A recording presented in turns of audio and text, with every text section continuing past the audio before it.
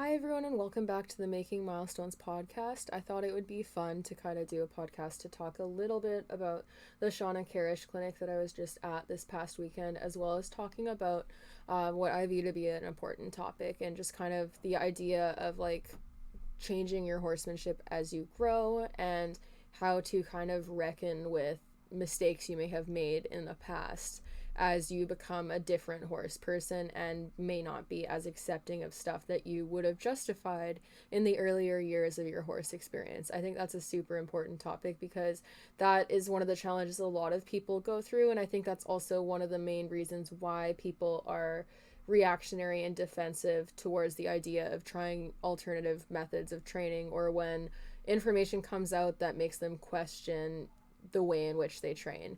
It can be really hard to juggle those emotions, and I just kind of wanted to share my experience as well as be honest about some of the stuff that I feel really guilty about still from doing in the past. But I guess kind of just reiterate the fact that like everyone starts somewhere, and the role models you have in the early years of your riding as you're learning about horses really shape the type of horse person that you are. So it can be hard to move past that if you didn't have good role models, and if you saw a lot of bad, unacceptable stuff be normalized and then also partook in it because that's what you were taught to do. It can be really hard to let go of that as you start to kind of go a different way in training. And yeah, that it is an emotionally challenging thing to kind of reckon with and deal with. But I wanted to share my experience, especially following this clinic, because honestly, attending the clinic and talking to Shawna and being able to ask questions and see her opinions on things, it really helps clarify like my stance in the horse world, and that I'm on the right track in terms of my horsemanship. And it helps me kind of let go of a little bit of like the resentment I held towards myself and my misgivings with like stuff that I've done in the past and like mistakes that I've made. And I also had like a therapy session after the clinic, and I talked to my therapist a little bit about it, and she said something that really kind of struck a chord with me and made me completely reevaluate like my own personal trauma and a lot of the stuff that I've struggled with letting go and kind of forgiving myself for. So I figured it might be a good topic to discuss in case anyone has been experiencing similar feelings and kind of needs to hear that they're not alone in this.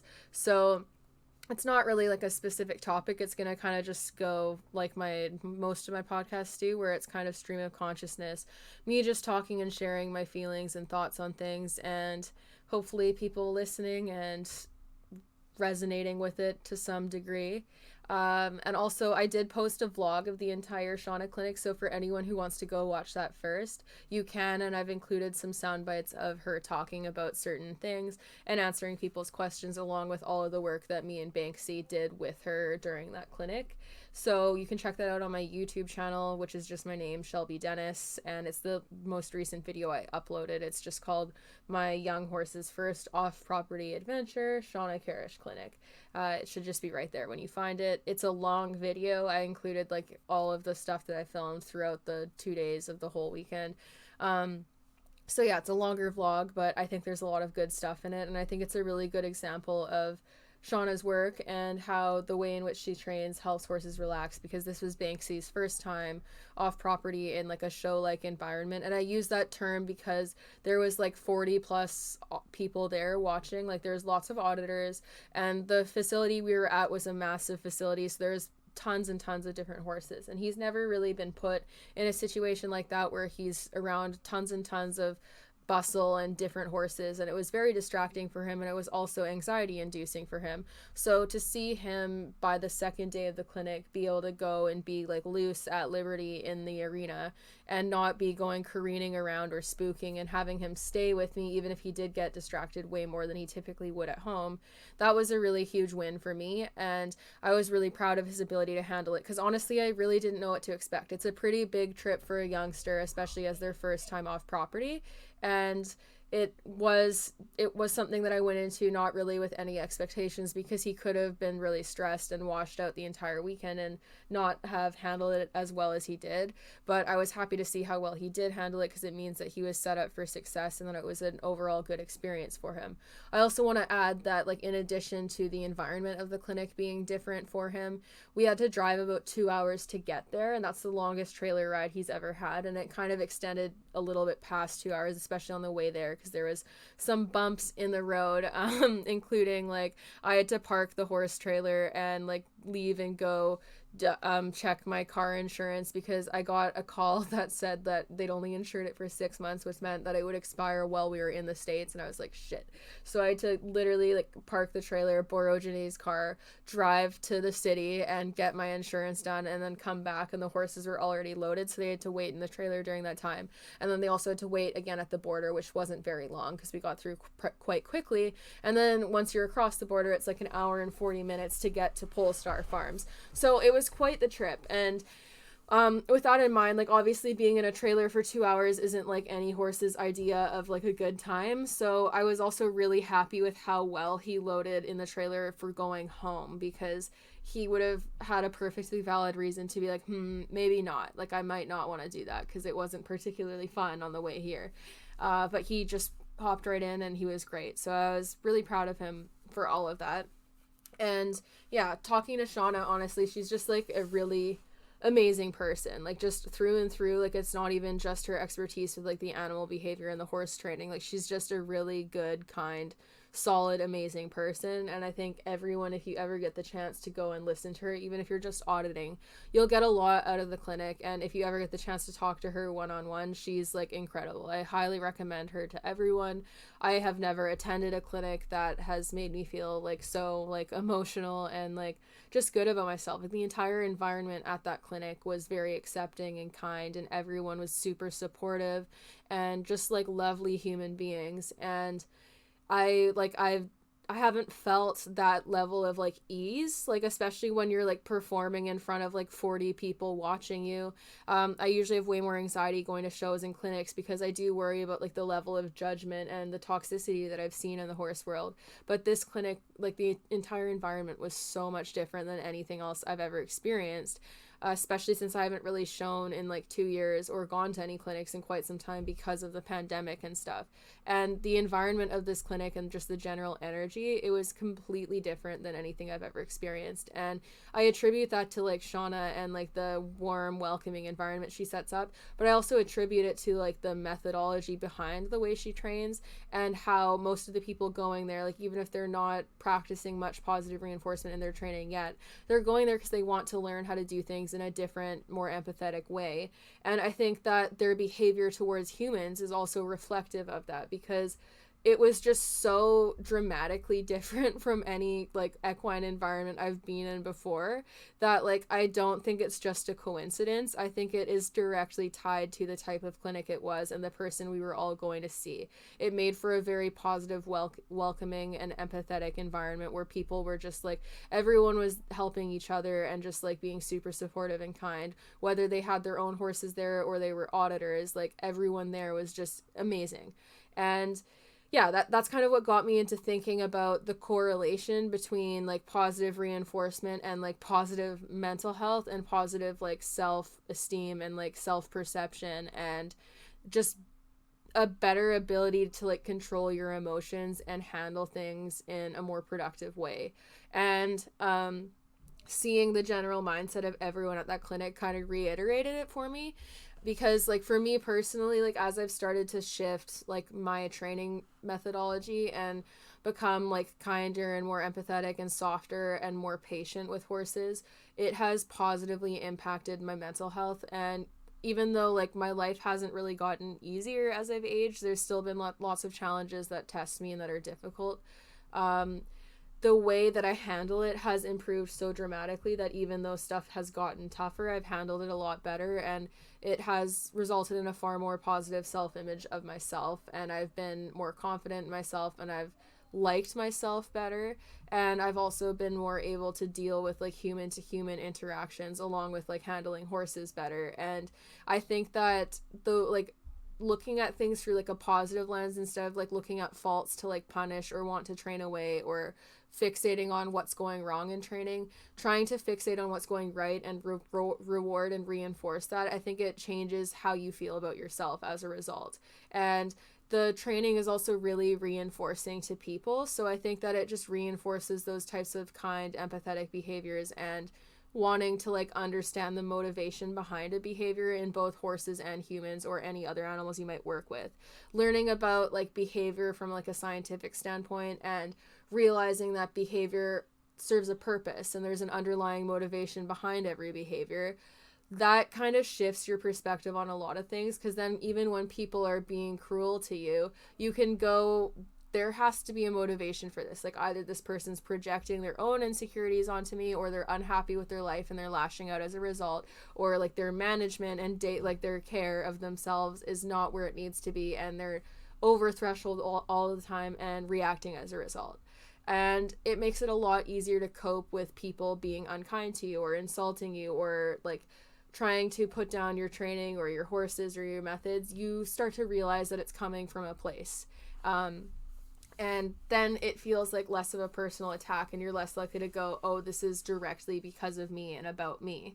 And the other interesting thing is just the general, like with my horses, obviously it's improved the relationship between me and my horses, and I've been way safer. Like honestly, the amount of flight behaviors that I see that are actually dangerous and result in me like falling off or getting run over or possibly getting kicked on the ground or any type of dangerous situation, that has reduced dramatically. I don't see the same problems that I do because I'm not putting horses into situations where they're going massively over threshold and reacting. And obviously mistakes can still be made because no human can completely control the environment, but shifting my mindset for training has made me abundantly safer, and it's also made my horses like me more.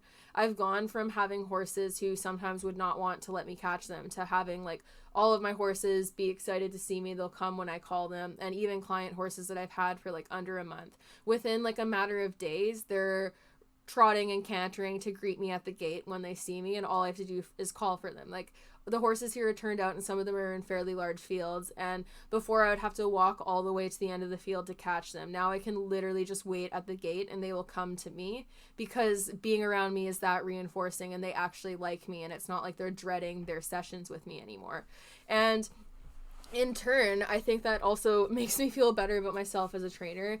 It makes training more enjoyable because both you and the horse are enjoying it, and you don't have to feel like you're trying to like force them into doing things, and you're not fighting with them as much, and it lowers frustration and like general anger. Whereas like when I was training in a more traditional way, especially like the way I started out training, like I said, I've talked about this like a little bit in different podcasts, but like the trainer that was like my role model from a very young age for like a long time, like I was training under her for like at least 8 years. She modeled behaviors to me that were not okay and taught me as a child to do things like seesawing the mouth or like hitting horses for biting or kneeing them in the stomach if they bloat for doing the girth.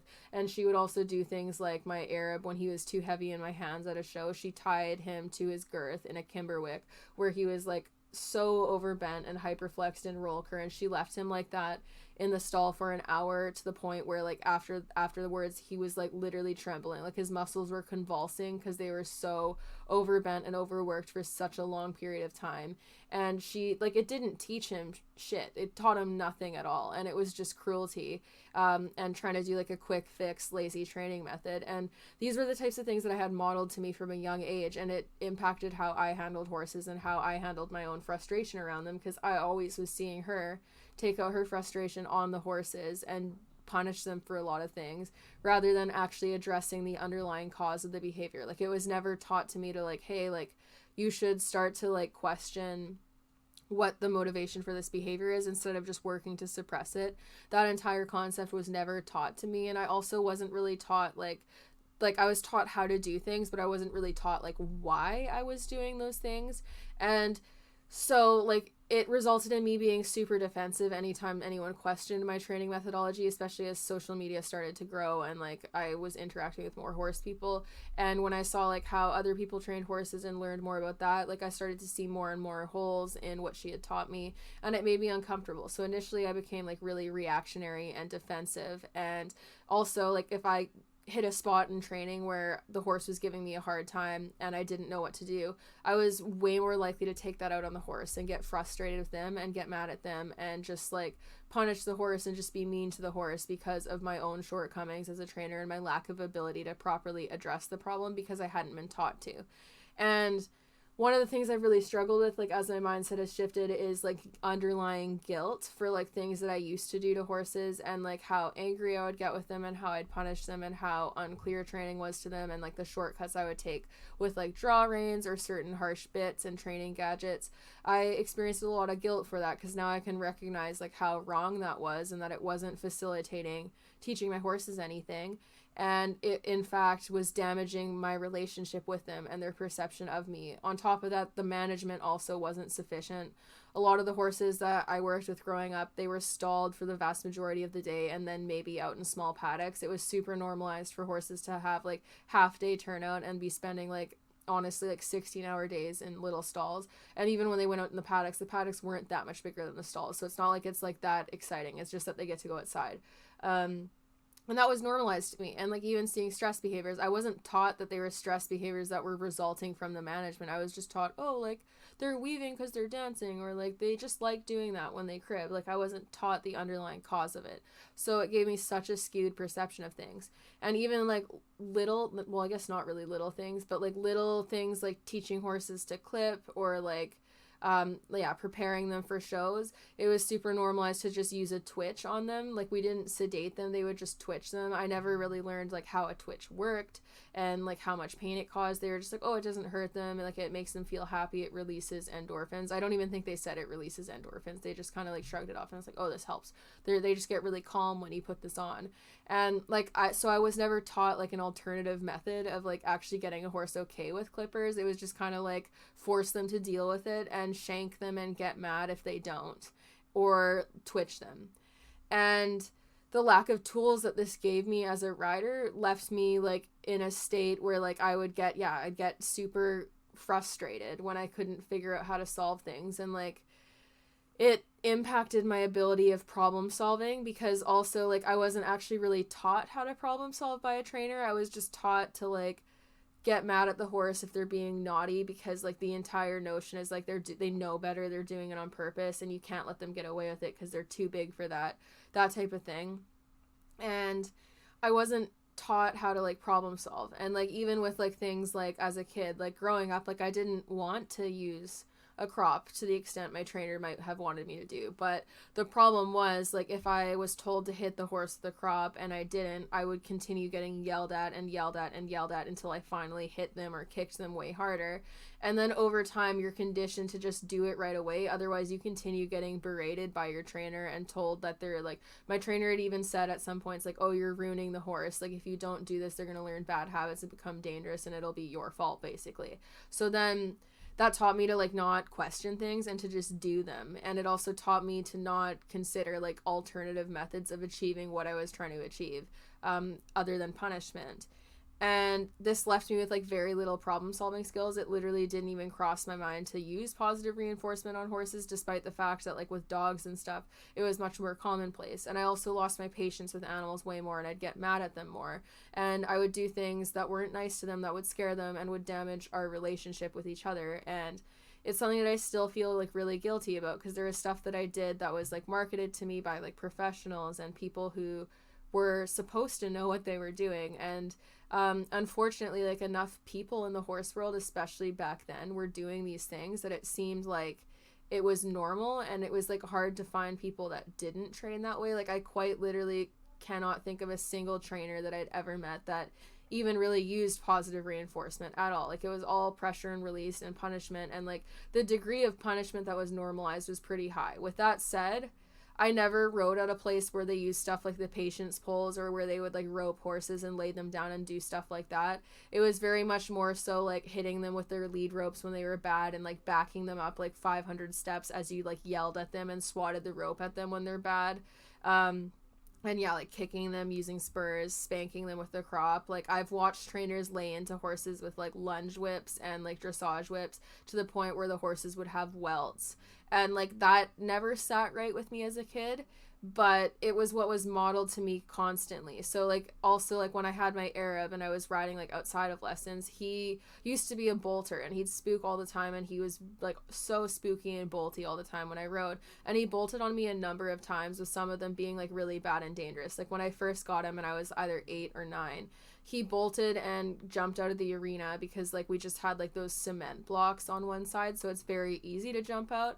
And he went racing around the entire property at a flat gallop to the point where I like eventually just had to turn him into the round pen panels and dive off, and I got whiplash and I was really, really hurt, and it was scary because I couldn't breathe when I got up. And I remember how scared I was and how like upsetting it was for me. And he was so scared too that like when my mom got me because I was like a kid, she got me and we went into the barn because I couldn't breathe, and she like had me sit down, and then my poor horse was so scared that he ran into the barn, and there was garage doors at this barn to get in, and the door wasn't all the way up, and he bashed his head on the door coming in because he was like so scared and nervous.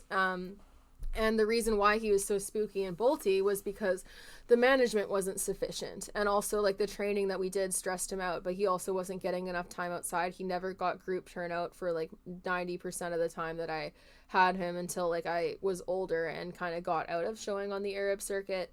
So it wasn't really fair to ask him to not be like that. But then since he was like that, he was constantly getting punished for it and just being taught to, like, suppress these behaviors. And then when he couldn't suppress them anymore, they would come out in a very dangerous way. And as I got older, I was more able to hold him back so that bolting didn't become that dangerous. But it was a problem that he struggled with a lot. And it wasn't something that we were ever, like, taught to deal with. And I was never, ever taught to question the management as an underlying cause of the behavior. It was just, like, get mad at the horse if they're not doing what they ask type deal. And it caused me to become, like, a really kind of resentful and, like, not nice person. And I would take out a lot of my patience on my horses, a lot of my impatience on my horses. And, like, when my triggers would stack and I would go over threshold, I was much more likely to snap and have a reaction that was, like, way over the top for, like, the behavior that I was, like, punishing or not wanting the horse to exhibit. Or, like, when the horse wasn't understanding what I wanted them to do, I'd get way more upset. And like I said, I'd been taught to, like, do stuff like seesawing with my hands. So when a horse would be too heavy or if he was bolting, I would, like, rip on his face and I would seesaw. And, like, at that time I was using bits like Kimberwicks and twisted wire snaffles as well. And I didn't school in the twisted wire snaffle, but I had, like, an extremely thin twisted wire snaffle that we would show in because it was so thin. It was like a fucking cheese grater, or like cheese wire knife basically. And so obviously my horse was a lot softer in it because if he wasn't, it would tear the fucking shit out of his mouth. And yeah, I have a lot of, like, underlying guilt about that because now I can recognize it's wrong. However, like, what I wanted to say in this podcast is that, like, honestly, a lot of horse people have learned how to do things in a way that is not the best way or that is not kind and not overly effective and actually affecting behavioral change and helping with the underlying cause of behavioral issues. And a lot of us have been taught to do things that aren't fair to horses, or we've been told things about horses that are completely untrue and completely take their behavioral cues out of context or mislabel them altogether. And when you're dealing with that much misinformation that is being sold to you by people who are labeling themselves as professionals and as experts, it's really hard to kind of juggle that because you're not being perceived as an expert. And if you try to argue it, you're treated like you're an idiot and that you don't know what you're talking about. So it really takes, like, finding a community of people that you trust and that are giving you information that you can trust. And unfortunately, it can be really hard to get to that point, especially when you're involved in a community that mocks, like, positive reinforcement or kind training methods and claims that it makes more dangerous horses, or just says that it makes, like, nippy horses, or just, like, writes it off altogether and never teaches you about it as an option. It's hard to kind of seek out to learn new things when you're never ever given that option. And the other thing is, like, when you're taught things by people that are perceived as professionals, you just assume that they're correct and you take that with you for years. And when you eventually realize that they're not correct, it can make you feel really guilty and you can be, like, ashamed of who you were as a horse person, and you might not want to talk about it or bring it up, and you might carry a lot of guilt and shame for years. And that's, like, something that I did. But, like, I started riding when I was 4 years old, and all of my role models were modeling that behavior to me and showing me it was okay. So how was I supposed to know different? I was a child, and I spent, like I said, like 8+ years under the influence of that trainer. And then when I did move trainers, the trainer I went to was less harsh, but, like, still used methods that I do not agree with now and that weren't necessarily accurate with like how they would label behavioral issues and whatnot with the horse, and there's also still a lot of shortcuts. So I had like over a decade of these bad influences, and now I'm at the point where like my behavioral mindset has really started to shift, and it started like I started to really change it around like 18 years old, which is only like 8 years ago now. And it was kind of like a slower shift, and then started happening way faster as I learned more, and it would kind of pick up speed as I learned more and got more confident in my education and where I stood in horse training.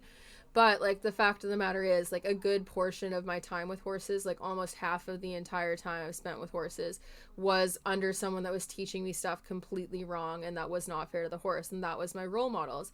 And it wasn't like it was just my trainer doing this. I saw this behavior reflected to me at shows by other trainers, by riders in my barn, whether they trained with my trainer or not. It was reflected to me again and again by so many horse people that it just reiterated the fact that this is how it's done. There's no other way. And when I was talking to like my therapist about like the guilt that I felt about stuff that I did, and like even with Milo, like when I first got Milo, I could have like, now if I had him now, I would handle him completely differently, and we probably would have achieved a lot more success with way less fallout behaviors. So looking back at how I would have handled things with him makes me kind of upset, because I'm just like, I could have made it easier for the both of us, and I could have given him a better start, and I could have helped him out more and helped him through his behavioral problems more without as much trauma and stress. But when I was talking to my therapist about it, she was like, well, you've spent like however many years training a certain way and believing it to be correct and being told that it was correct and having people model it to you.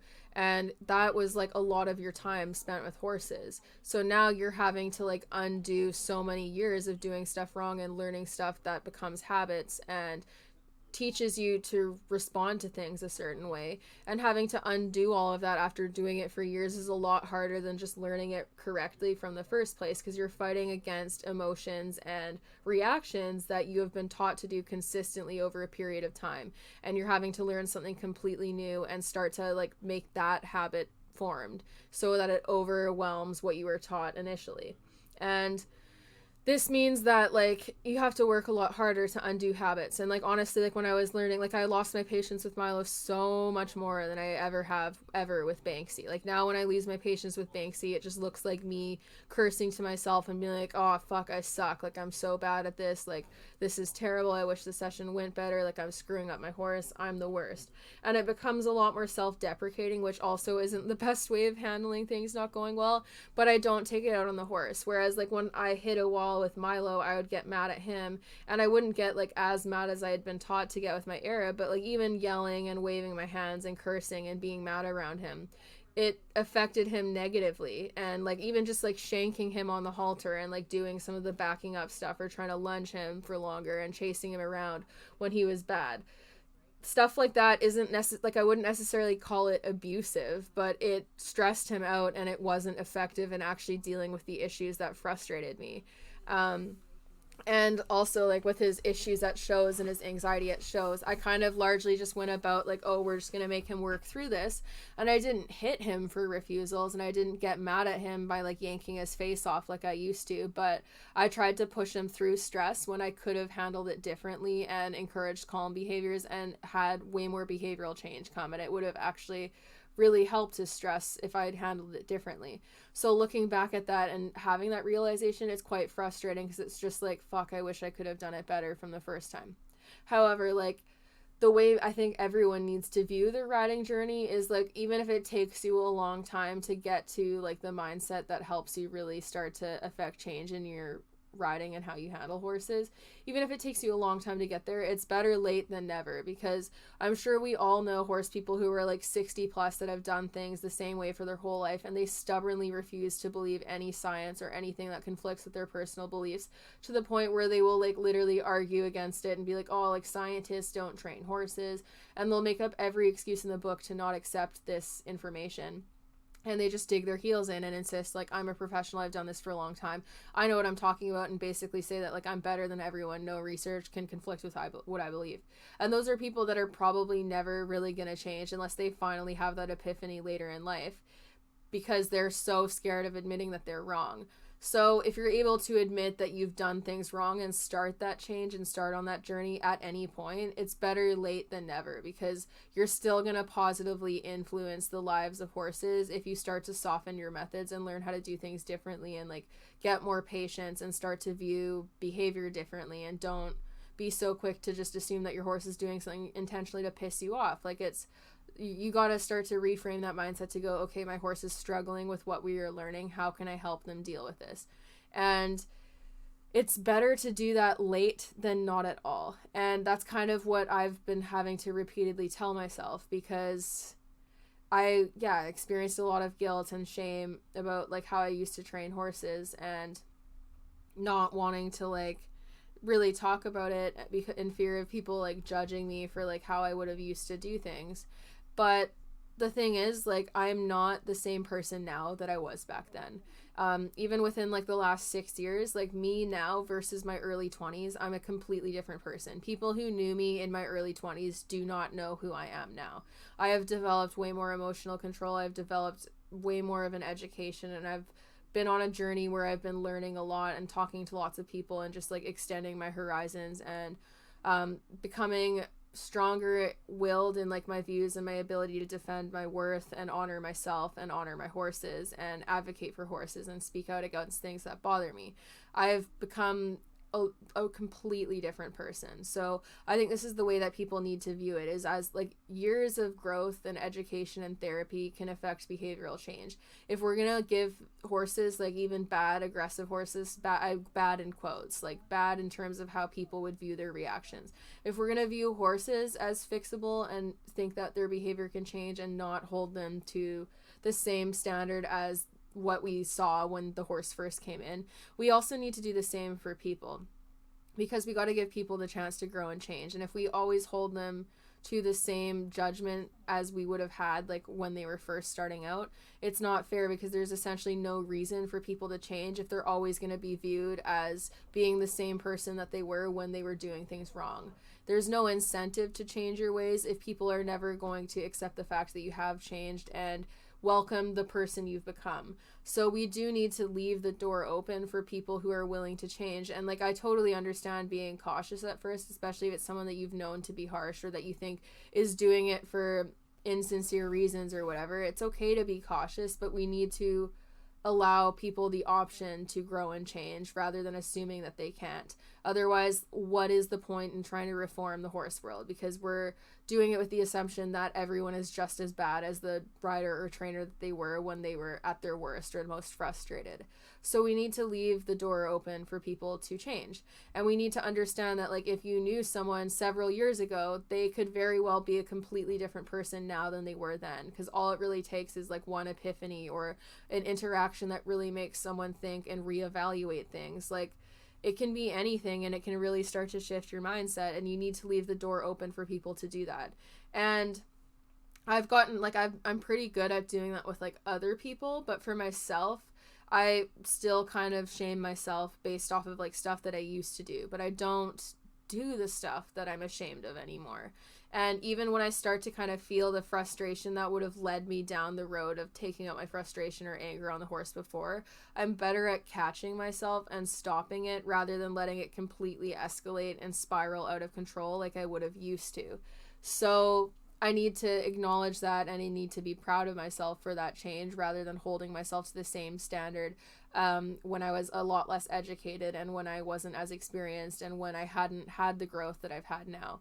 And we need to do that for everyone, because also, speaking from experience, like, I've had an online presence for a while now, like since I was like 16, so like a decade. There's been a lot of growth that I've seen in that time, even with people who were really, really cruel to me in the beginning and really mean, and like for years would comment mean stuff on my posts. Like, I remember their names because of how much they would comment and say mean things, and they would like literally dedicate so much time just to harassing me and being nasty. And even if they did have some points, like, it was just done in such a nasty way that like I distinctly remember them. I've had several of those types of people come forward years later and apologize for their behavior and say that they'd changed and that they were going through a really hard time and that they took it out on me and that they'd misjudged my character and so on and so forth.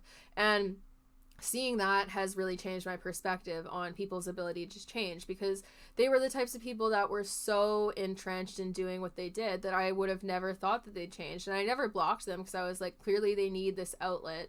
And like, I don't know, like I'll let them have it unless it really spirals to the point where they're going to get blocked and it gets quite bad. Like I don't really block people all that readily. I'm more likely to like mute people or soft block them so they're just not following me. It takes quite a bit for me to block someone, and I usually give them a lot of chances, and then when I finally block them, it's like, okay, you've run out of chances. Like recently, like I've had one of these types of people who, again, for years they've posted like either straight up mean or very passive aggressive comments on my account. Like recently, the person I have in mind, they posted on like a video that I did talking about my past mistakes in the Arab circuit and like my insight on riding now and like how I feel now, and just kind of calling out my mistakes and saying why they were bad and saying what I've changed to do now. And then they commented something like, well, are you ever going to address any recent mistakes? And I was like, I literally have, in multiple podcasts, multiple posts, talking about all sorts of different things. But for this person, me looking back at my bad horsemanship and criticizing it, that wasn't enough to them. They want to just hear me self-deprecate all the time because for whatever reason, what I was saying made them so uncomfortable that they wanted to take it out on me. And this person has commented so many passive aggressive things, mostly on my YouTube, but also on TikTok.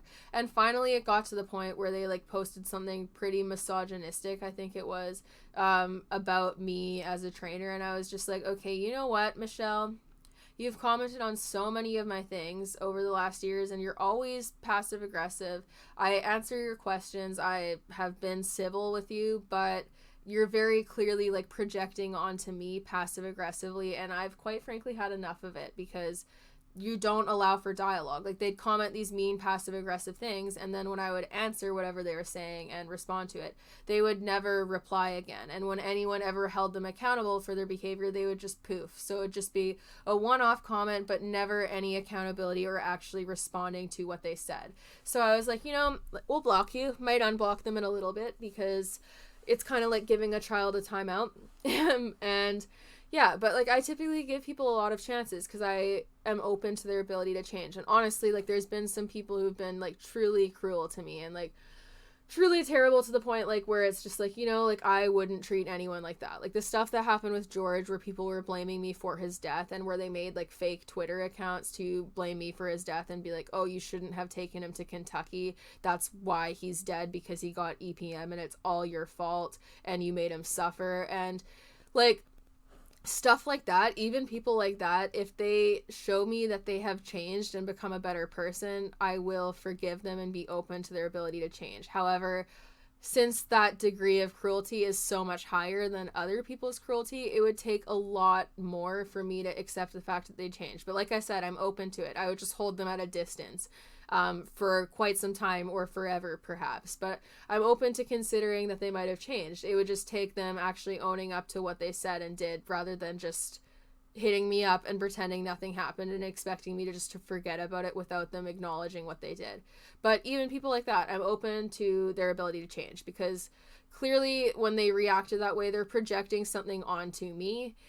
They're using their previous dislike of me either for my riding and training opinions or how I conduct myself online, or maybe past interactions that they haven't liked. They're using their dislike of that, and they weaponized the death of my horse in an attempt to hurt me and cut me down, when it really had no basis on why they disliked me. And honestly, like even if his death had been my fault to some degree, like if I hadn't maliciously actually sought out to kill my horse, it is not productive to try to be like, oh, well, if you did this differently, he might still be alive, because obviously I've already fucking thought of that, as has anyone who's lost an animal. They don't need to hear it from you. The animal is already dead. There's no point in saying it because it's not going to bring the animal back and they can't change what they did. So it's just malicious to do that.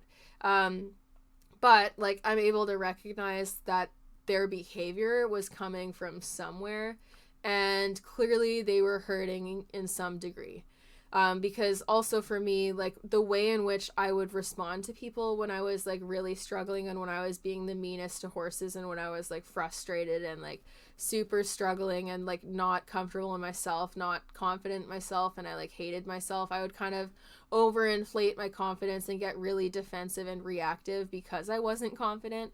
And it resulted in me having these responses to people that were often over the top, and like I could have settled them down and I could have been nicer and I didn't need to respond as reactionary. And it also resulted in me perceiving comments that were neutral or even in some cases positive, reading them too quickly and viewing them as negative, and then responding in an overly reactive way because of that. And it was because of like where I was at my life then. I was under a lot of stress. I wasn't handling the problems of my life as well. I didn't really understand people's underlying motivations for things, and I took things extremely personally. And it resulted in me reacting in a way that wasn't always good or justified, and I could have handled it better. But with that said, at the same time, people who go out of their way to be cruel online, whether it's anonymous or not, they also could conduct themselves better. So it's a two-way street. It's not just my job to handle abusive people and do so in a way that is like calm and nice and dignified, because unfortunately with my social standing, like I get a lot of comments like that, and you can't always expect you can't keep poking a bear and like harassing someone and then be shocked when they finally bite back. It's a two-way street. Like you got to treat people how you want to be treated. Otherwise, if you go out of your way to antagonize people, at some point you are going to antagonize people, and you have to accept some accountability for how they respond to you. So yeah, like that's kind of like I think that my mindset has been able to shift in the way it has because of like my behavioral knowledge, because a lot of the behavioral science stuff we learn about animals is very much applicable to human psychology to at least some degree. And I've also studied human psychology as well, just to a lesser degree than the animal stuff. And I think all of this stuff has contributed in shifting my mindset, making me more able to control my emotions and handle things better. And like I said, I don't always handle things well. I can go over threshold and I can snap at people and I can respond to things in a way that's not always great, even towards people that I really love and care about. But the way I handle my behavior afterwards is different now. Like instead of just ignoring my reaction and pretending it didn't happen and not accepting accountability, I'm more likely to be like, I'm sorry that I did this.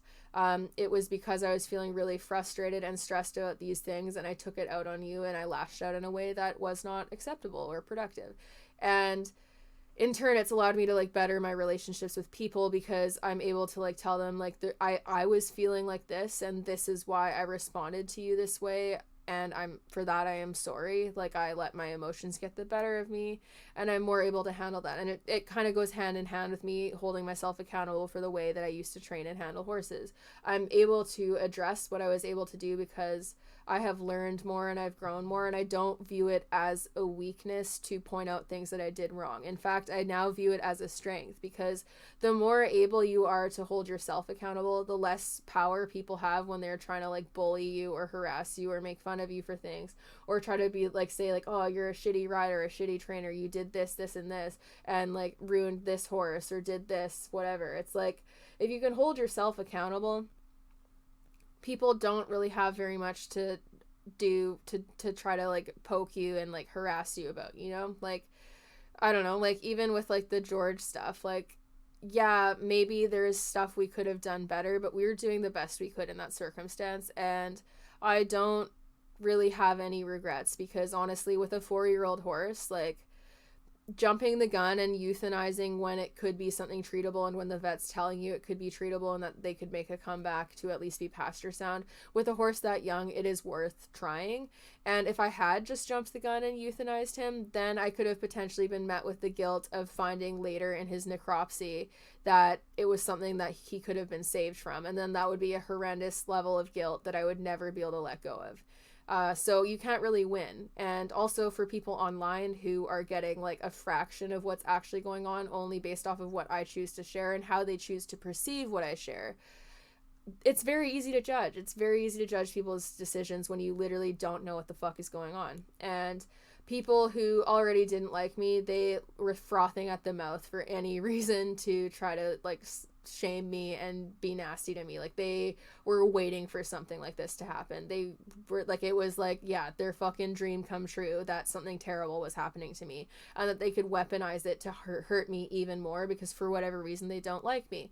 And like that type of mindset too, like when I was being the meanest to horses and when I was the most confrontational and reactive and defensive and not feeling good about myself, I was way more likely to engage in like hate following people that I didn't like, and just talking so much more shit and gossiping and like being like unkind and engaging in really toxic behaviors that allowed me to have like an outlet for how I was feeling about myself, but it wasn't a healthy one. And I can understand the underlying motivation of why these people behave the way they do, even if I would never take it to that level. Like, I can't imagine, no matter how much I dislike someone, shaming them for like the death of an animal when it's clearly something that they didn't actually cause, and when it's just like unfortunate.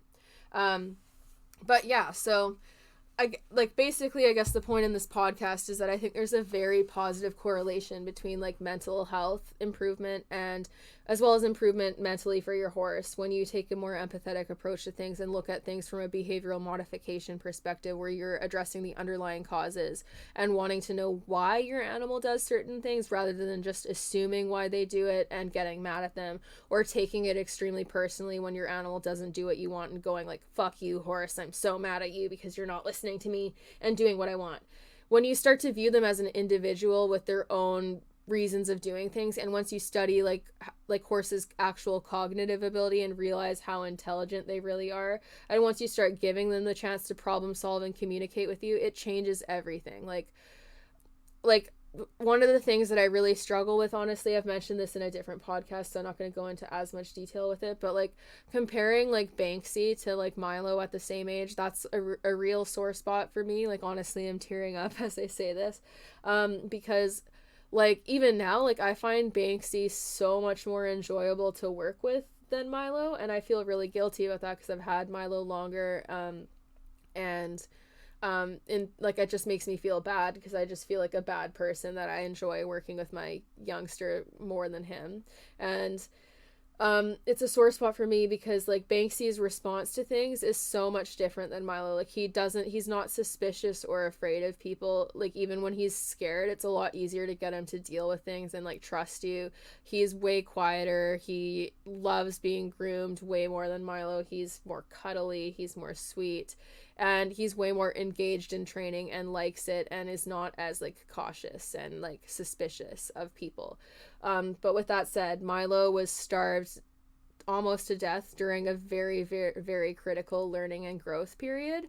And that has resulted in some trauma and behaviors that I don't know if they'll ever like be fully gone. Like, I don't think that he's ever going to forget what happened to him as a youngster because it was in such a critical learning period. Whereas Banksy has had way more stability in comparison and way more kindness. He's never ever known what it's like to go hungry. He's never ever known what it's like to get like mistreated or abused or mishandled and punished, really. Like he if like at most if anyone like swatted at him or hit him, I would be defending him and like protecting him. Whereas for Milo, I kind of dropped the ball sometimes, where I would go to trainers or clinicians and they would want me to be too rough for him, and it wouldn't always sit with me well. But depending on the clinician and what they were asking me to do, I would do it anyways because I was there to learn. And I've literally had clinicians be like, why are you here if you're not going to listen to me? And I wasn't as confident in myself to say no, so I made a lot more mistakes with him. And that, in addition to his early start in life being so traumatic, has shaped certain things where he's like way more suspicious. But like with that said, Milo is the type of horse that like in the wild he would probably survive, especially now that his feet aren't fucked.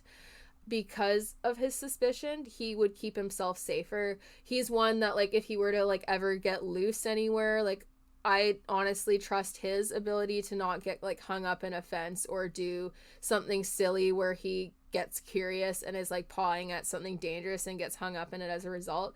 He's going to keep himself safer and protect himself because of his past experiences and the type of horse he is. It actually does serve him as a horse and a flight animal to behave in the manner he does. And honestly, also with him, you like, not that anyone would want to, but like good luck stealing that horse if you ever try, because he's not going to get in a trailer with you. He probably wouldn't even let some rando halter him because he's so adept at reading people's intentions. Like, it's to the point where if I have like a syringe in my pocket, or if I'm planning on deworming him, or if I have some type of underlying motive that isn't something he'd enjoy, even when I'm like several meters away, he knows, and he knows exactly what's happening, and he's like suspicious and all worried already.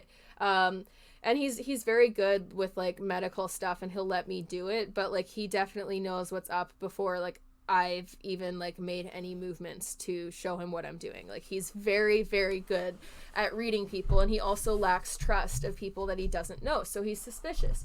But again, it serves him, so I can't really fault him for that. But it does make him harder to work with than Banksy, and a little less enjoyable to work with because he's much more finicky. He gets frustrated easier. He's more likely to get upset by things.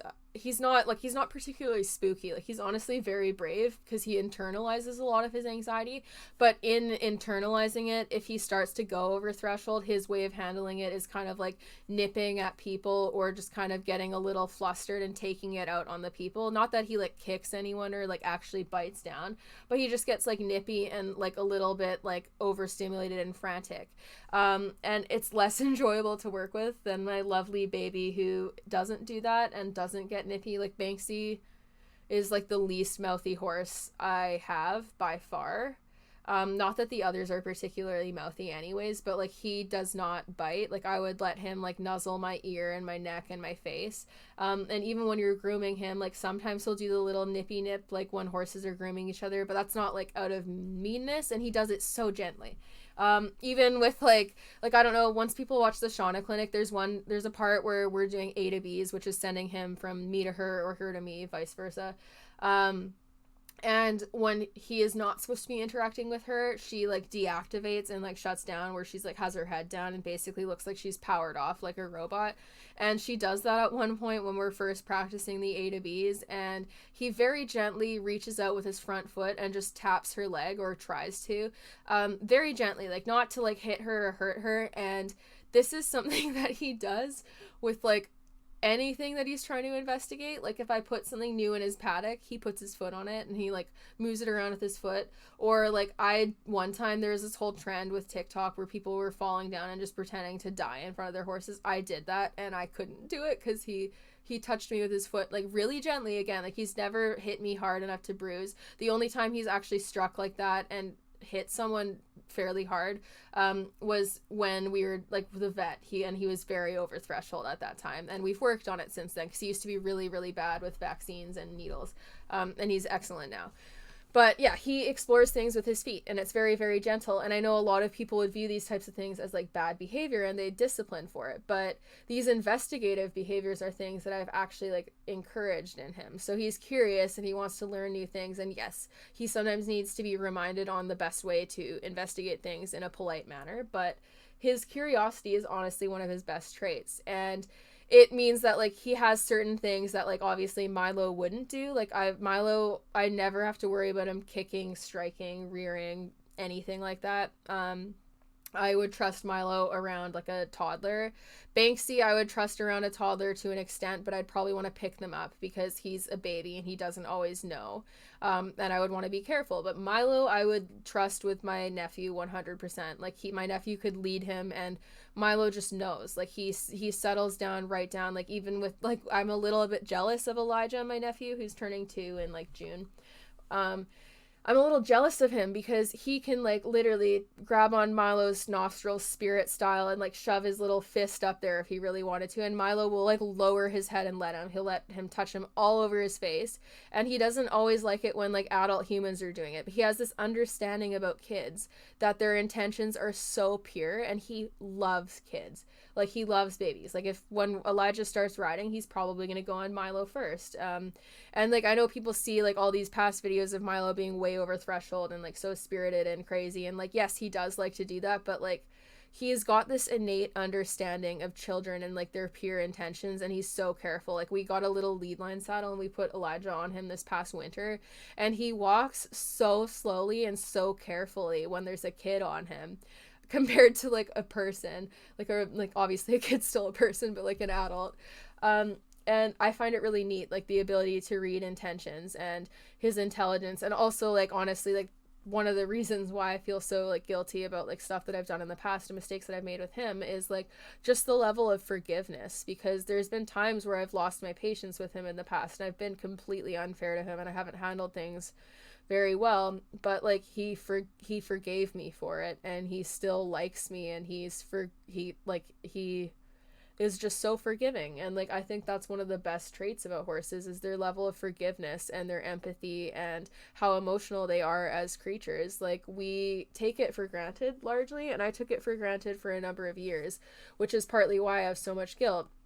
And yeah, like I was talking to my therapist about it. Like I guess this is where I'll go into like what she told me that was kind of like a real life changer for me, and like renewed my perception of like how I view myself and like my personal traumas.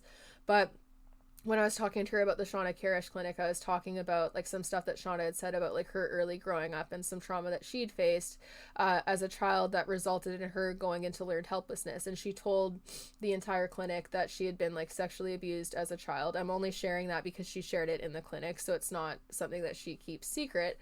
It's part of her journey as a horse person.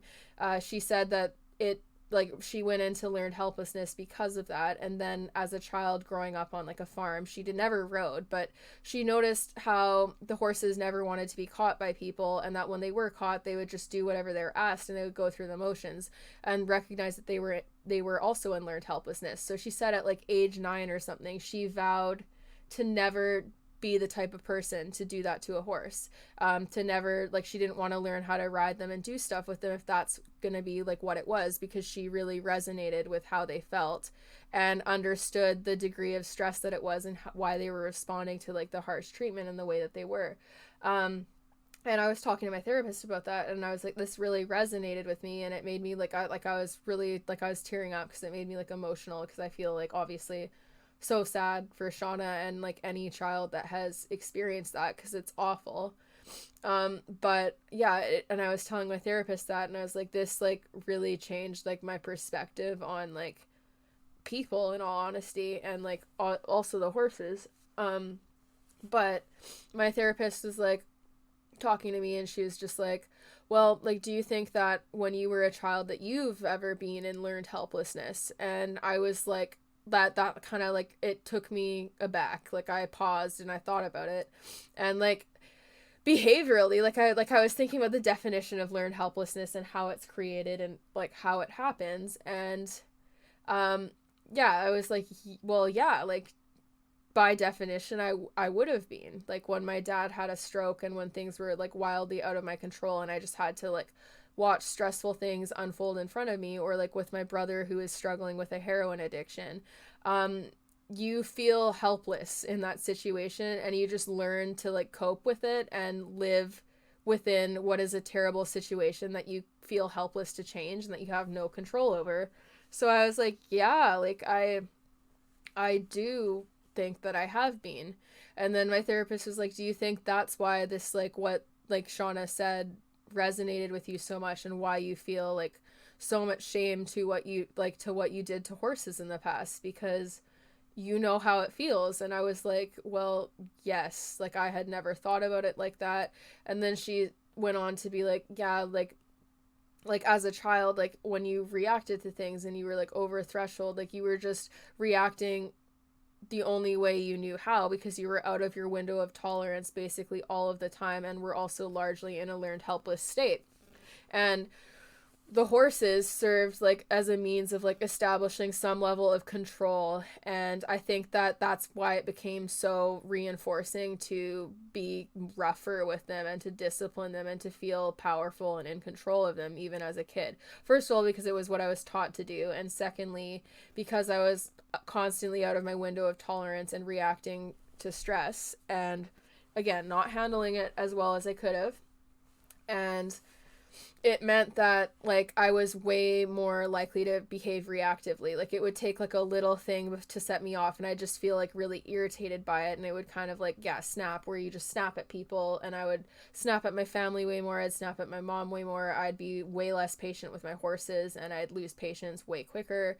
And yeah, seeing it from that perspective, like the way my therapist brought it up, I'd literally never even considered that. And I'm really thankful for Shawna and like her way of being and her honesty and how she teaches and shares things with people, because that was something that really resonated with me, and it resulted in me having like a pretty big breakthrough with my therapist that has led to me feeling a lot better about things, and like a lot more hopeful, and like I feel like I have more of a direction now, because like I was like really like I've been swamped and like really busy with work, and like for the past few years like I've been going nonstop trying to like establish my business and get things done and set myself up for success that will hopefully eventually lead me to being able to own my own property, which is my ultimate dream.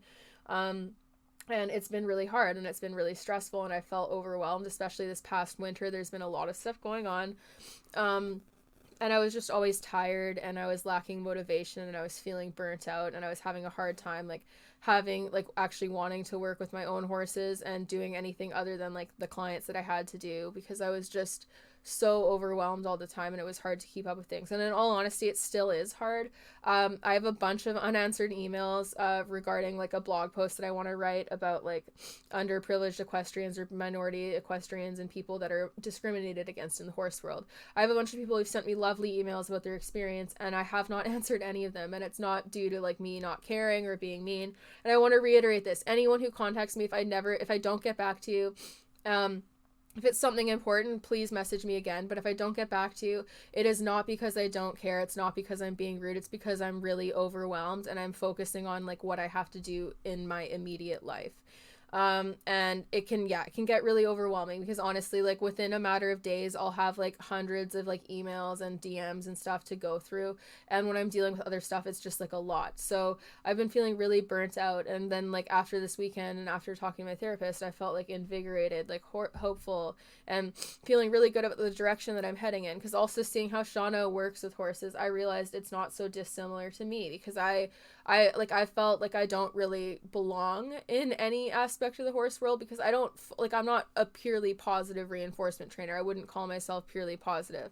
I still do get horses that are trained using negative reinforcement, and a lot of the riding I do is using negative reinforcement, especially on client horses. However, I've started using positive reinforcement to enrich and benefit their lives. And also the manner in which I use negative reinforcement has softened immensely, and my timing also, at least in part thanks to positive reinforcement, has gotten much, much better.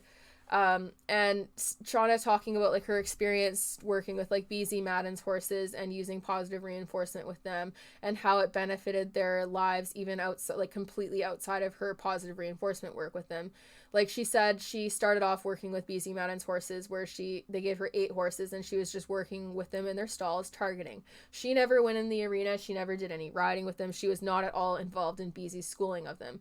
And BZ had told her that every single horse that she had worked with in the stall just on targeting, like nothing to do with riding, every single horse had improved in their performance because of it. And I found that really, really interesting, because the targeting in the stall is completely separate from the arena. But obviously, like giving horses that autonomy and using rewards-based methods starts to shift their mindset and create positive emotions that then translate into riding. So that made me feel really good about what I've been doing with horses, because I really try not to stress them out. I try not to send them over threshold, and I try to help them cope with their stress and let go of it if I get in really stressed horses. But obviously, like when I don't own the horses and when I have like a time constraint, there are certain limitations to my ability to help them. And also, like if like most people that take their horses back are going to continue using negative reinforcement and maybe like positive reinforcement here or there.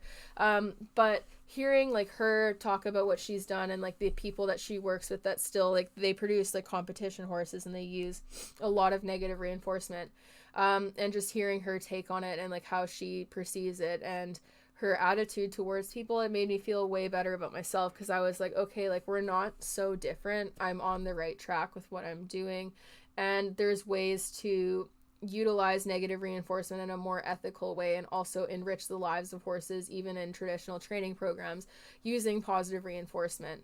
And that made me feel really good about myself, and also seeing like the way she handles horses, not being so far off what I do, and also like the stuff that she told me about Banksy, and like the compliments she gave us, and just like she's just honestly like such a lovely person.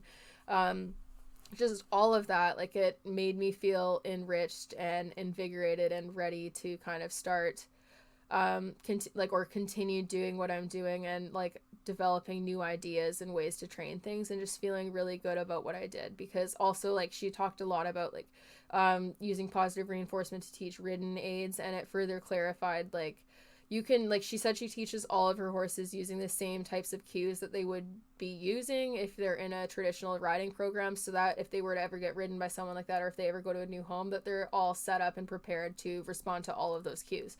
But she trains them using positive reinforcement, and that kind of reiterated like what I want to do with Banksy, and like what I'm trying to do with my own horses, and like hearing her success with it, and like the horses she's trained, and how they eventually were able to build duration to the point where they could go through an entire ride with a rider who's like a traditional rider, and they were excellent, they were better behaved than like the vast majority of other horses, and were successful and enjoyed their jobs more. Learning about like the brain pathways, and like the difference in like chemical release versus like negative reinforcement versus positive reinforcement, and how that impacts the horse's overall perception of training and things, and how it can become reinforcing just to do a behavior that has been built through a reward-based method and has built duration using that just doing the behavior becomes reinforcing to the horse. So it kind of clarified like my stance on things, and showed me that I'm on the right track, and it made me feel a lot better about like what I'm doing and where I'm at in my riding journey, that like that what we're after, like we're not looking to achieve perfection, we're looking to like continue bettering ourselves and bettering the lives of our horses, and just yeah, I guess going at our pace and doing what we can to better ourselves and our horses. And seeing like the level of compassion she shows people, even people who aren't necessarily fully on the same page as her, and seeing like how she, like what she believes and how kind she is and how much judgment she lacks. It was very, very inspiring. So I've talked a lot about Shawna in this, and I know like I've made so many posts about her the last few days. It probably looks like I'm obsessed with her, and it is because I am. Like she's honestly, if you ever get the chance to go and listen to her speak, go. She is like easily the most influential horse trainer I've ever spoken to in my entire life. And honestly, one of the most amazing, kindest, best people I've ever been in breathing distance of. Easily, hands down. You can't go wrong with listening to her. Like, even if you don't want to do purely positive stuff, even if you have never done positive reinforcement, go and you will get something out of it if you ever get the opportunity. I'm already planning on having her back out to BC for a clinic, because she's not come to Canada yet, and I think that she could make a huge difference here, and there's a lot of people locally who I think would learn a lot from auditing her clinics. So I'm already planning on having her out this way, and I wanted to have her out locally because then I can take Milo. I didn't want to trailer Milo that far, especially since he's had struggles with ulcers and he's still coming back into work, and he's just more sensitive than Banksy is. So I'm excited to be able to take him if we have her out again. And I can't recommend her enough as a clinician. Like, it has made a huge difference in my life, and it will make a big difference in my training, and it's just kind of set me on the right track once again, and kind of like it cured my burnout to a large degree. Like, honestly, like before we went to the clinic, when I was packing everything, I was kind of just like, oh my god, this is so much work to pack all this shit for 2 weeks and then to drive there. And I hate driving on the highway with horses because I'm so paranoid about people hurting my horses or hitting the trailer, and just driving nicely. And like I also have like intrusive thoughts about the doors of the trailer opening and like horses falling out or something, or a wheel falling off, and just like terrible accidents. It's very hard for me to do, and it's stressful. So when we got closer to the clinic, like I was excited to go, but I was kind of just like dreading the process of like packing and going, and like feeling not very good about things and feeling very, very stressed. Like the drive down there was very, very stressful for me. But the drive back was way easier, probably because of the calming influence of that entire weekend. But yeah, I'm so glad that I went. It's definitely worth the cost. Even if you just audit, she literally dedicated like over 7 hour days, probably more than 8 hour days, including her lunch, to talking to people and sharing with people. I do not know any other clinician on this planet, like horse clinician, that puts that same amount of time in. You can tell that she's really passionate about it and that she actually genuinely cares. It's not fraudulent. She's not pretending. It's like clear, like she 100% is the exact authentic person and persona that she puts off online and in person. Like, just truly an amazing, incredible human being. And I'm very thankful that I had the opportunity to go, and I'm very thankful that my mom was able to come audit, and that also my boyfriend Jesse came and audited. He audited mostly the first day because the Airbnb we stayed at had like literally children-sized beds. Like, we slept on a futon the first night, and the futon was so short that it was too short for my legs, and my legs hung off the end, and I'm 5'4" and he's 6'2".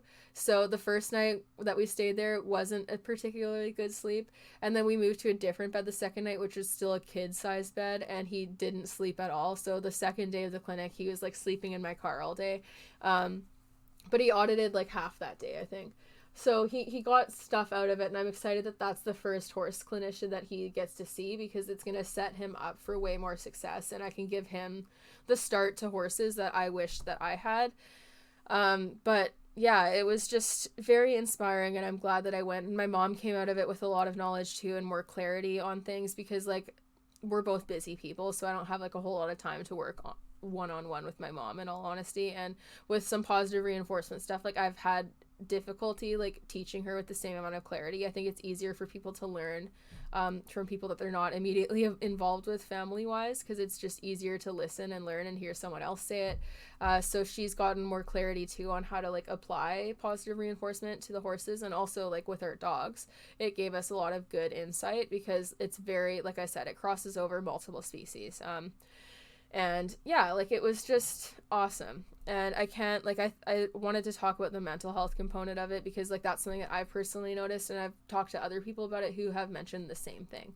And you can't really go wrong. So like, this is my suggestion to anyone, is like, you can, like, you don't have to, like, if you want to start trying positive reinforcement, you can literally just start off with teaching your horse the target and teaching your horse head away, and like just the very basic behaviors, and then you can play with it and develop it as you learn more, and just like have fun with it.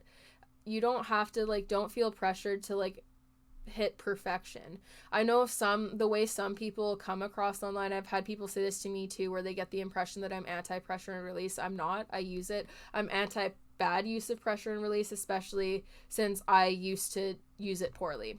But someone like Shawna, like, she's not judging you for not using enough positive reinforcement. Like, she'll help you wherever you are and meet you wherever you are. And I think that's kind of the type of role model that we need. Like, she wouldn't probably justify like blatant abuse occurring in her clinics, and she wants to discourage people from being mean to horses, of course, but she's not expecting perfection, and neither should you for yourself. Like, making a mistake in training is a mistake. Even if you lose your temper and you take it out on your horse, the act of being able to acknowledge, I lost my temper, that was not good, that was wrong, I need to do better, that sets you apart from people who justify and enable their behavior.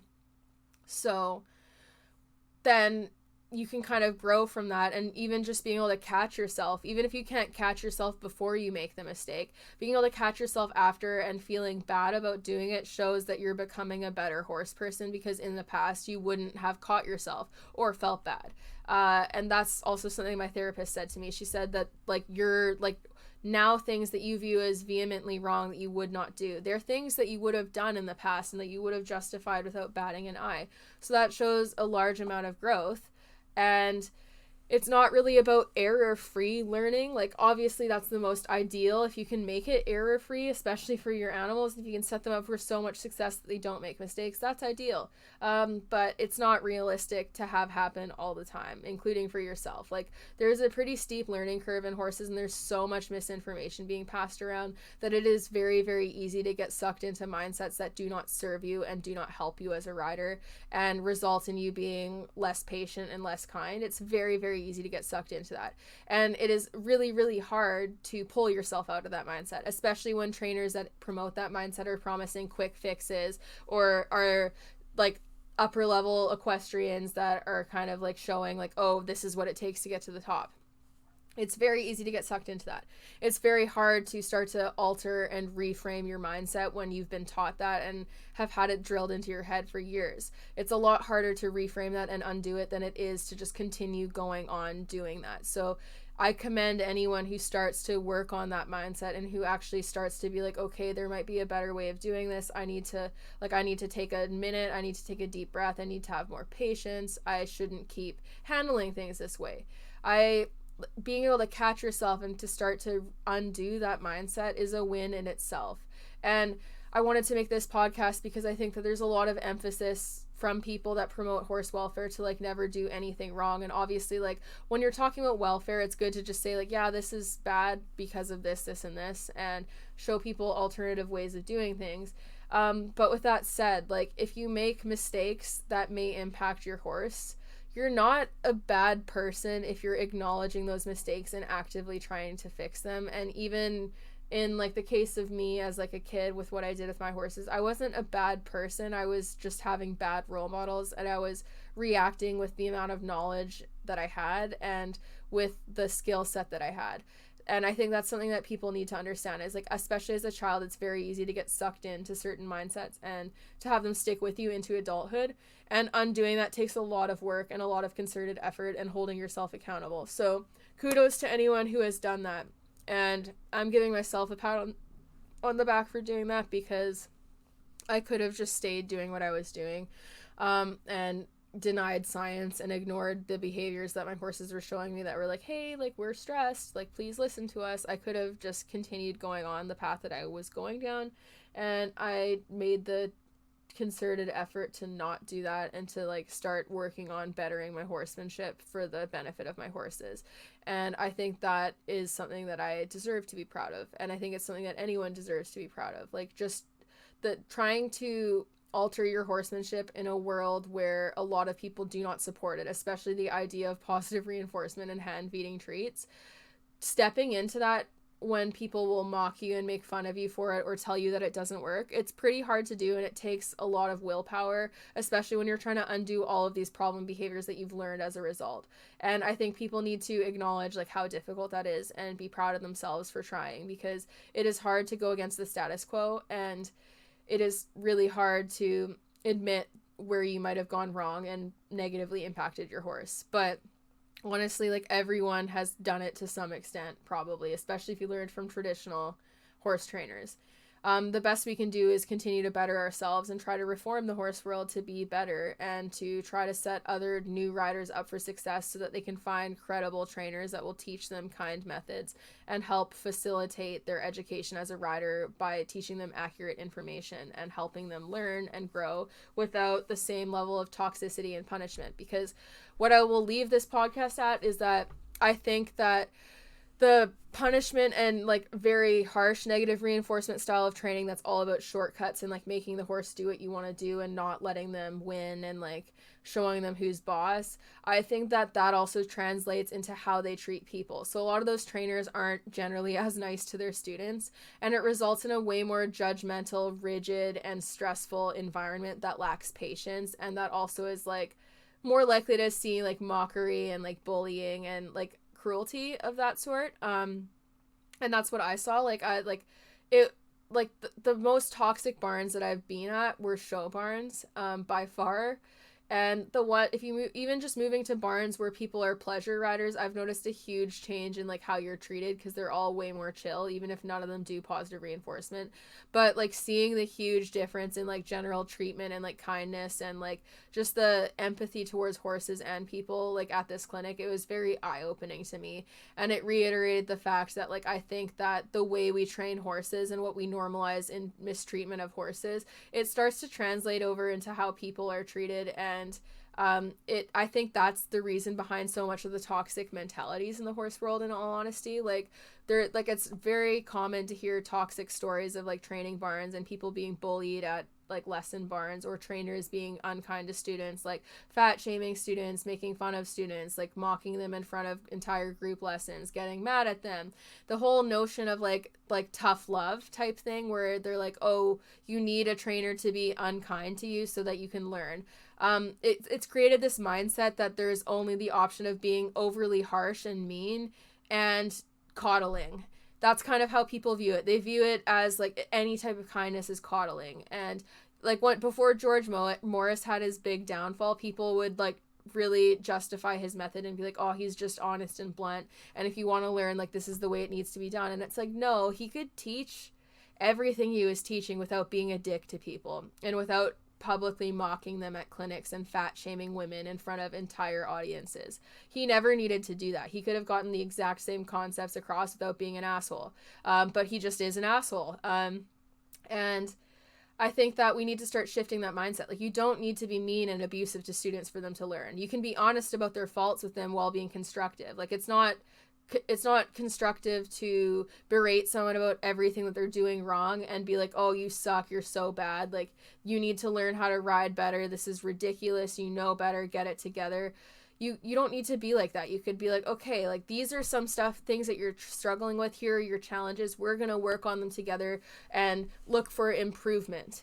And I think that's what kind of people need to do, especially when you're feeling bad about yourself or your horse's training. Look back at where you started from. Look back at your mindset and the stuff you used to justify and how you used to feel about things, how you might have used to even treat people. Look back at all of that and be proud of any improvements that you've made, and don't let other people take that away from you, because your learning journey is your own, and it's not up to anyone else to say whether or not it's valid. Like, everyone has a different timeline. Everyone has weaknesses and strengths, and some people may struggle with things that other riders have come easily to them. And it applies to horses too. Some horses will struggle with things that other horses can learn very easily. It doesn't make the horses learning less valid, or it doesn't make their emotions less valid. It just means that they struggle with different things. And that individuality is something that we need to take into account, and for ourselves and for horses. Yeah, so I guess that's kind of like my update and just some food for thought, because I think that the horse world has a lot of toxic mindsets that are normalized in both treatment of horses and treatment of people. And it's something that I am tired of, and seeing like the contrast from this clinic to like literally every single other show and clinic I have ever gone to, it was pretty eye-opening. And this isn't to say that every show and clinic I've ever gone to is filled with mean people and all of them sucked. That's not the case, but usually there's at least like a few, and there's certain levels of judgment or like unkindness to horses that are normalized. And it was just really interesting going into a completely different environment and seeing like how positive and different it was. It was really, really cool.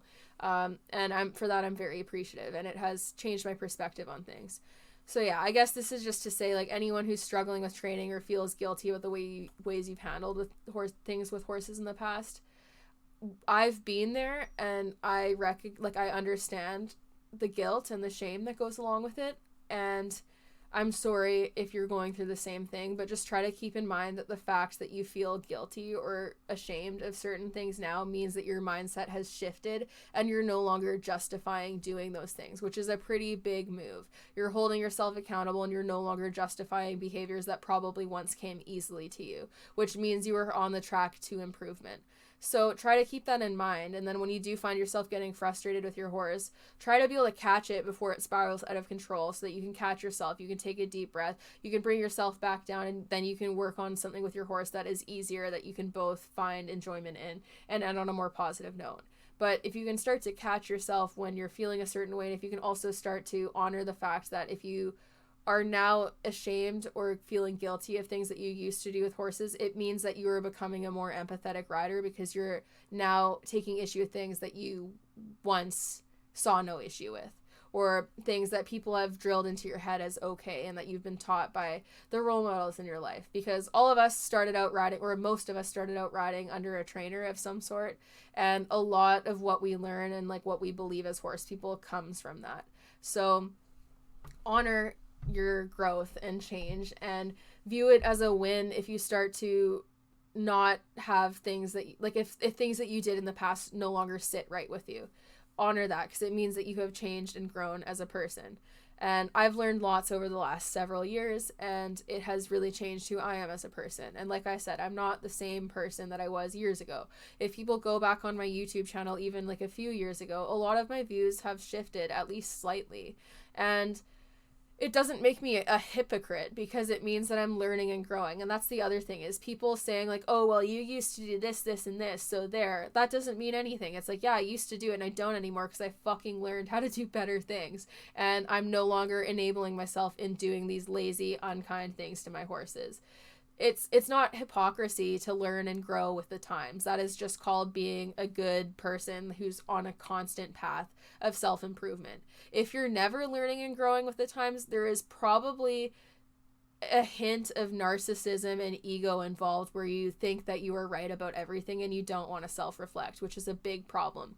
And that stagnates growth. So yeah, just view it as a win if you start to look at things that you used to do and be like, I'm not gonna condone that anymore. I'm better than that. I've learned, and I'm not gonna do that anymore.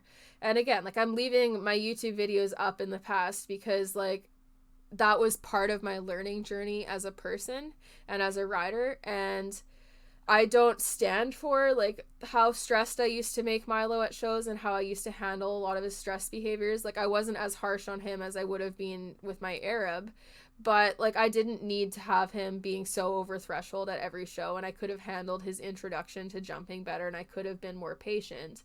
But that was part of my journey, and if I had never gotten him, I don't think I would be where I am now. So I'm very thankful for the influence that he had on my horsemanship, and how he pushed me to be better by not standing for the treatment that I was giving him. And he was very vocal about his feelings, and he really tried to communicate his discomfort with me, and I didn't listen for a very long time. But also, like, how difficult he was ultimately what pushed me into studying equine sciences and wanting to learn more, and eventually starting to adopt positive reinforcement and more empathetic training methodologies. He is the push that I needed to get there. So even if I didn't do right by him all the time, I needed him to get to where I am today, and because of him, I'm bettering the lives of a lot of horses, and I'm able to handle them with more kindness, compassion, and patience because of everything that he's taught me.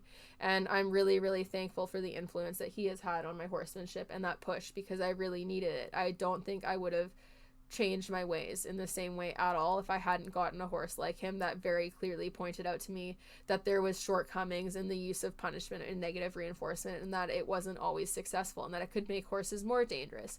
That realization is what pushed me to continue bettering my education and to continue learning more, and really made me curious about some of the other stuff I learned over the years, and wondering if that was also perhaps untrue, or at least not like the only way. Because for so many years I'd been told that this is the way horses are trained. They don't learn through food. So learning that they do was very eye-opening, and it led me on this massive journey that I'm still on. And my horsemanship is always changing. And yeah, it's been very eye-opening. And like Milo has played a huge role in my development as an equestrian, and I thank him for like how I've been able to bring Banksy along, because I wouldn't have been able to handle it in the way I have without Milo teaching me that patience. And honestly, even more recently, like back in 2020, some of you might remember the vlog I posted on YouTube about our terrible trail ride on Halloween. That also kind of reframed my feelings about horses, and really was the push I needed to really start to kind of just like address his hoof issues and some of the behaviors that resulted from his chronic hoof soreness, and also like give him the break that he deserved, and stop making like his timeline all about like me being able to ride him. Like, that's why like I ended up turning him out for basically all of 2021. Like I tried to ride him through the spring, but like we were dealing with like issues with not wanting to go forward, and like his ulcer treatments, and then stifle issues with his locking stifle, and his feet. So I ended up giving him like almost that entire year off, and I turned him out in a field for the whole summer, and it helped his hooves so much that I was like, this was the right decision. And I wished that I had been selfless enough to make that decision earlier. But again, like it was kind of the push I needed, because like that trail ride was so awful and traumatic, and I used up so much of his emotional piggy bank to do that that I owed him big time, and that's also why I'm softening my entire approach with him and trying to do better by him now, because he gave me so much on that ride. And he was so solid despite the fact that he was probably internally freaking out and not okay with it, that like I really owe him, because the fact that he's willing to put himself to that in that degree of stress for me is something that I took for granted for a long time. And honestly, like even on that trail ride, I took for granted. Like I wish we could have turned around earlier. It was on the side of a fucking mountain, so we just had to keep going. But the worst part was that like there is this part at the end where it was like a really narrow exit way that was like not meant for horses. Well, it was built for horses, but it was like whoever fucking built it has never seen a horse, man. And he is very claustrophobic, so asking him to do that for me like completely spent like it sent him so far over threshold that the entire way back to the trailer he was jigging and like grinding his teeth and was just so stressed, and he couldn't bring himself back down. And I felt so bad because he just put in like 3 hours on the side of a mountain for me doing like a trail that literally should only be for like experienced endurance riders. And at one point I even had to turn him loose because I had to help my mom with Pogo, who was really young, and we were just supposed to be going for a short trail ride. It was honestly horrible. It was never again. And yeah, so I turned Milo loose on the side of a mountain, and he's so sure-footed and smart that he just handled it, and he did his thing even though he was probably scared. He didn't try to go pushing past any of the other horses because I had him at the rear, and he handled it, and he was awesome. And like the other thing about that trail ride too is I think it didn't help with his hoof soreness because it was very rocky terrain, and he didn't go barefoot. He had forma hoof on, but he wore it down so badly that he could probably start to feel the rocks underneath of it. And yeah, like it was just a lot to ask of him, and I would never in good faith have asked that of him if I'd known it was gonna be like that. Like we wouldn't have done it. It was just a really shitty situation that we were just trying to get them out of, and they needed to just keep going so that we could safely get them somewhere else.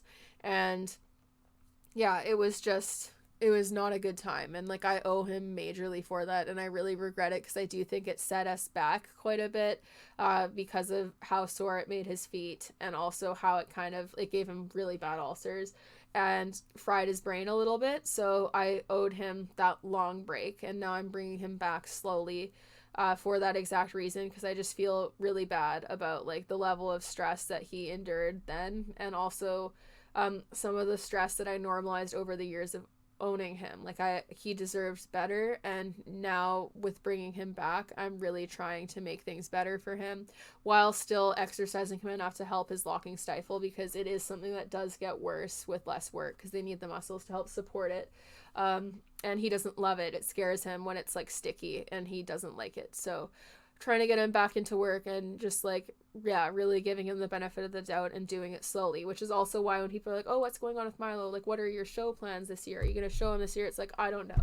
He does not owe me anything, man. He owes me absolutely nothing. I owe him a fuck ton of stuff. Like, he is the reason for my entire career. He's the reason that I've bettered my horsemanship. He's the entire push that like made me start my own training business, and that gave me the knowledge to start working with difficult horses, and also the compassion to want to fix them and to view their anxiety as like an outward expression of their inner turmoil. And he's behind all of that. Like I owe him everything in my career. Without him I would have been nothing, and I don't like, he does not owe me anything. He really doesn't. So yeah, my entire my entire business and like mindset I credit to him largely. And the other thing too is that like I really want that's why I'm pushing so hard to really establish my business and try to get to the point where it is within the realms of reality to be able to afford the farm property that he deserves and that all my horses deserve, or even just be able to rent one that has more turnout and more engaging turnout with like trees, hills, like that they can go out on. And like ideally have enough land to have grass almost year round and just have the space that they deserve, because where I live, it's very common to just have horses in little paddocks with no turnout because it's so wet. It's very hard to keep grass over the winter. And even the dry lot that I have them out on now, like, it's quite large compared to like what other horses have. They have a lot of space in comparison to other horses, but for me it's still not enough. I want to be able to provide more for him, and I can recognize the shortcomings in the setup that I have them in, but also it's like pretty freaking good for my area, and I've been really working on trying to better their lives. But my end goal is to be able to give them like the life that they deserve, and especially by like the time that Milo's going to be retiring and he's going to be an old fart, I want to be in the place where I can offer him like the Black Beauty style retirement that he deserves, where he can just be old and like laying down with his friends under a tree, grazing from the grass while he lays down, like that final scene of Black Beauty. And that's like something that I'd really like to provide for. Sorry, it makes me emotional. But yeah, that's something that I'd really like to be able to provide for him. And like in the current world circumstances with prices inflating and like having all these challenges arise as I get older, it's hard to like maintain the hope of doing that. But I'm working really hard and pressing on because I want to so badly to be able to give my horses that, especially him, because he's like been here by my side for so long now. Like, this is our 8th year together, and I've learned a lot from him, and he has been a huge part of my life and my learning as a horse person and general human. Like, he's taught me a lot of stuff, and yeah, I just want to be able to give back to him in the way that he deserves. So that's kind of my goal. But yeah, anyways, that's kind of this podcast, I guess, and my views on like how your training style may influence your general outlook on life and your mental health. And I encourage people to consider trying some new things and to learn more about behavioral science, because I think it may help you in your journey as a person, especially if you're struggling with mental health issues. And obviously that's not the only thing that can be used to address mental health issues, because I've also been going to therapy, and I've gotten like diagnosed with ADHD, and I've gotten like on the right medications, and also just become self-aware of like why I have some of the challenges I do, which also has really helped with my mental health. So it's just like a piece of the whole puzzle, but it's a pretty big piece, and it did help me a lot with like further understanding myself and learning more about that. So I highly recommend to anyone to just kind of consider going deep diving into like behavioral science and seeing how developing more compassion and empathy towards your horses, how it impacts you and your perception of life, because it has been really helpful for me. So anyways, thank you for listening to this podcast, everyone, and I hope that this was interesting, because it was like literally an hour and a half of me just being like blah blah blah blah blah blah blah blah blah blah blah. So I appreciate people who like these stream of consciousness podcasts and who listen to my podcast, who share them. It means a lot to me. I'm always amazed by the level of support these podcasts get, and I'm really appreciative. For those of you who are interested in supporting the podcast, I do have a Patreon channel called patreon.com/SDEquus, SDEQUUS. I post some tutorials on there and behind the scenes stuff, and there's certain training tiers where you can get some training advice, consultations, ask questions, and all that jazz.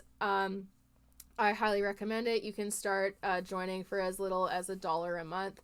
The videos and stuff are available to tiers like gold and above, but there are still some videos for like the lower tiers. And the money from that just goes towards helping me get stuff for the podcast or for like YouTube and stuff, and just general like horse care stuff. So it's just kind of like in addition to my regular job and stuff. If anyone's interested in supporting it, you can go on the Patreon channel and check it out. And yeah, I appreciate all the support. And then also, if anyone's interested in my store, I have like a merch store, which is shopmilestoneequestrian.com, and it has a lot of cool horse themed stuff like hats, sweaters, shirts, etc.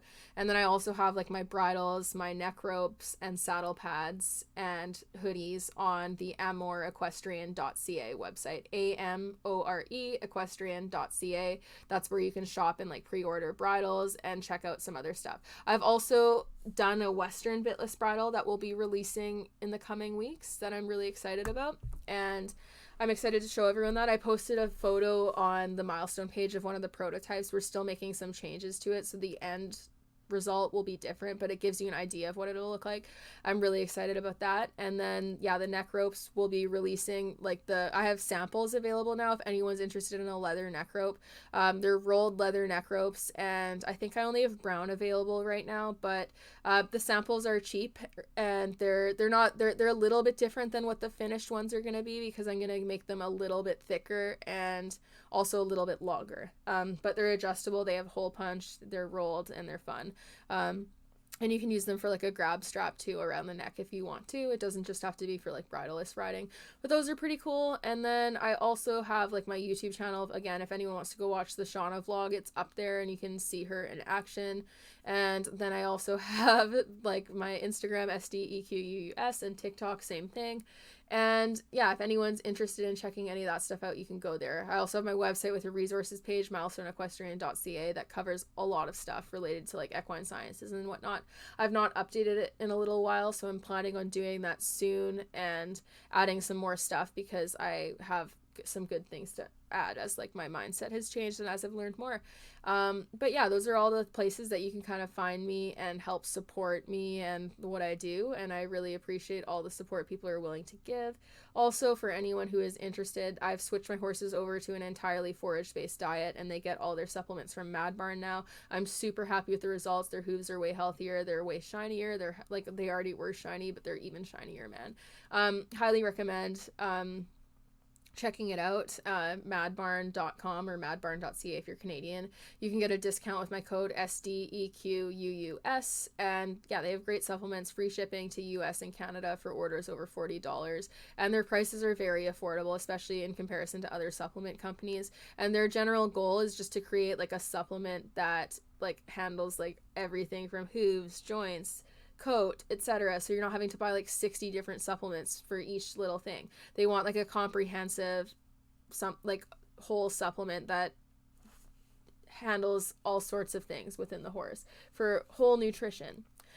So I really like that about them, because they're not really looking to price gouge and oversell stuff. They're looking to just improve equine nutrition at an affordable price and help people with knowledge. They also offer free diet analysis for horses, so you can input what your horse is eating, and then they can analyze it and say if your horse is missing anything in their diet or if they're deficient or anything.